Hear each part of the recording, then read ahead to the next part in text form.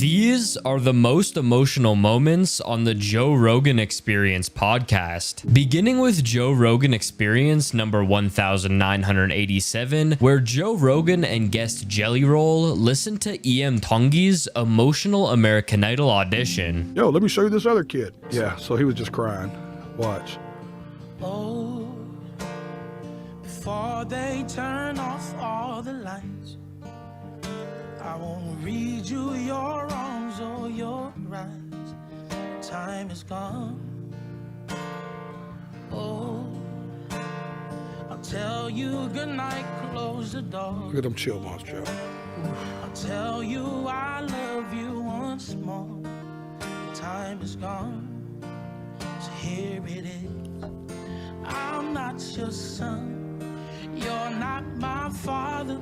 We're just two grown men saying goodbye.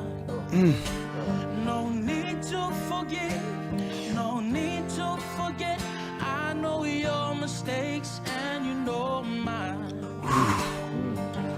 While you're sleeping, I try to make you proud. So daddy, won't you just close your eyes? Don't be afraid, it's my turn to chase the monsters away. Oh, God. Holy shit. Crazy, right? Oh. Yes, and breathe. A last word. Hear him every time, dog. It's my turn to chase the monsters away. Choked up the whole time. Holy shit. How crazy is that, Joe? Holy shit. Oh, I'm sorry I did that to us, man. Oh, No, please. he's Holy just fuck. so good, man. That's He's so good. I'm like, He's 18? he's 18, dude. I'm finna meet this kid this weekend, and I'm literally to the moon about it. Holy shit, is he good. Crazy. On Joe Rogan's MMA show number 59, Joe Rogan and Kamaru Usman both get emotional after watching another fighter's mom embrace Kamaru after a fight. Just like her attitude, man, it's beautiful, man. It's amazing, her character, that she handled that. I mean, this is her baby. Her baby just lost every round, and it was a pretty dominant victory by you. And for her to treat you that way afterwards just shows amazing character. Look at her. She just embraces you, open arms. It's all good. It's all good, baby. Look at that. All good, honey. Bless your heart. It's all good. Amazing. Your turn. It ain't his time. It's your time. Be encouraged. That's an amazing woman right there. And keep on working, because it's going to come for you. And you take it to him. It's all good. Wow. That's amazing, man. Yeah. And even Tyron, the way Tyron handled it's crazy, right? It makes me cry. Something in the air over here. What's going on? Yeah, I got it. Dude, I got it too. On Joe Rogan Experience number 1139, Jordan Peterson gets emotional while talking about a fan interaction. I love this story, man. It just killed me.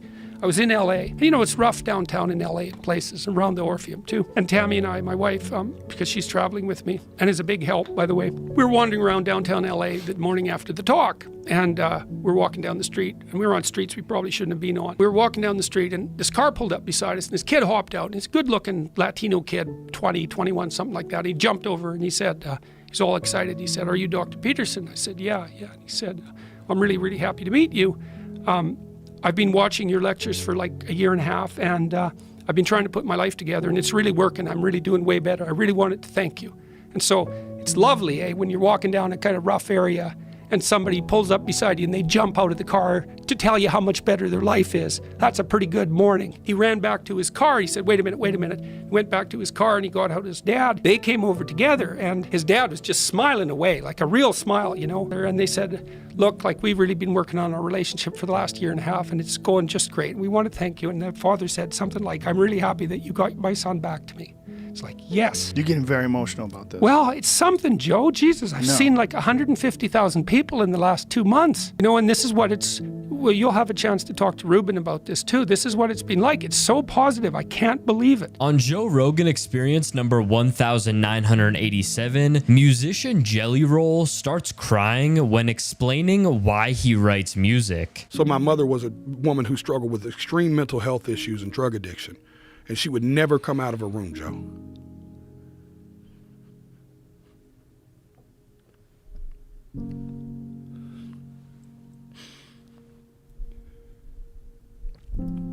And she would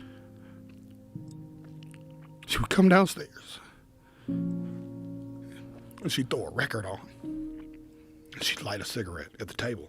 And dude, I would watch the house change. Like brothers, sisters, cousins coming from across the street. We live in a little tight neighborhood, poor people, you know?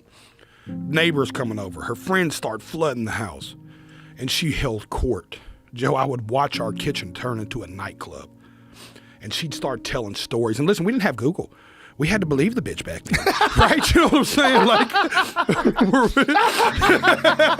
you know what I'm saying?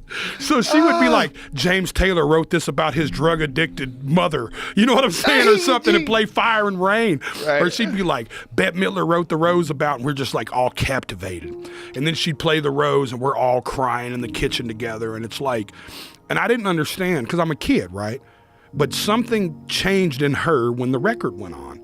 Is how I looked at it. I didn't know anything about drug addiction, anything about schizophrenia or bipolar or any of this stuff she was dealing with, or manic depression back then, what they called. I didn't know any of this. I just knew that this lady never fucking leaves that room, and when she does, it seems like the music does it. So I spent my whole life writing songs for her, right? I was like, I kind of indirectly was like writing these songs for the addicted and the broken. You know what I mean? Because that's what I was seeing. Yeah. So it's like I found purpose in the music. And like I tell people, if I was going to do it for money, like any sane fucking comedian or musician, I'd have quit 10 years ago. Because fuck, I didn't make any for 15 years. You know, if I was doing it for money, I'd have quit forever ago and went and got a job. I just knew that it was always helping people. And on that same episode, Joe Rogan breaks down while speaking about the death of his friend, Evan Tanner. Yeah, there's a dude named Evan Tanner. He was a UFC champion, and he was a very interesting guy. And he would do these things that he would go on a walkabout, you know, to try to find himself, to just go alone in the woods. And he did one in Death Valley. And heat stroke apparently affects your ability to literally, you can't think straight. So he couldn't figure out where the water was.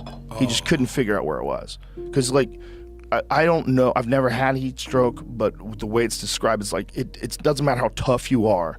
Like your brain doesn't work right. Like your memories aren't good. You can't walk right. Like you're about to die. Yeah. And then he died. And Death Valley is, I think it's the hottest spot on Earth. So Evan, you know, just a very interesting guy, very, very tough guy too, and a great fighter. And we all loved him. And so that was like right around that time. That's how you remember us from the beard. Yeah, man, he was an interesting dude. When an interesting dude winds up dying in a way that's unfortunate and preventable like that, it's like, fuck, man. He would have been cool to have around. You know, he had like a very different take on why he was a fighter, and like he was like trying to find himself through this. You know, and there's certain guys that it's like there's authenticity that comes through in music. And it fucking comes through in everything, man.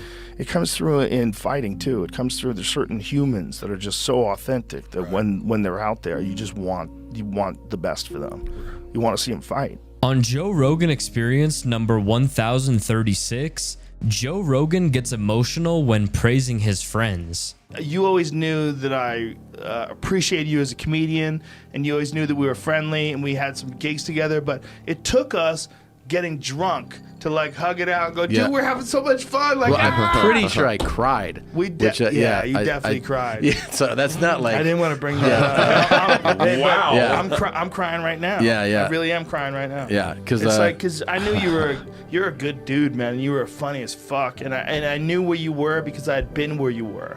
You were at the launching pad. You're like, God damn, is this happening? Like, what's happening? Yeah. Am I fucked? Is it gonna work out? You know, there's that weird moment, and you know, and I had already been there before, and we were friends, and I was like, dude, this is gonna work. You're gonna do it, 100%. And then we were drunk together, and we were talking about that moment. I think about that all the time, man. I really do. Really? I do now when you're killing it. Yeah. I'm crying. I think about that shit all the time. I do.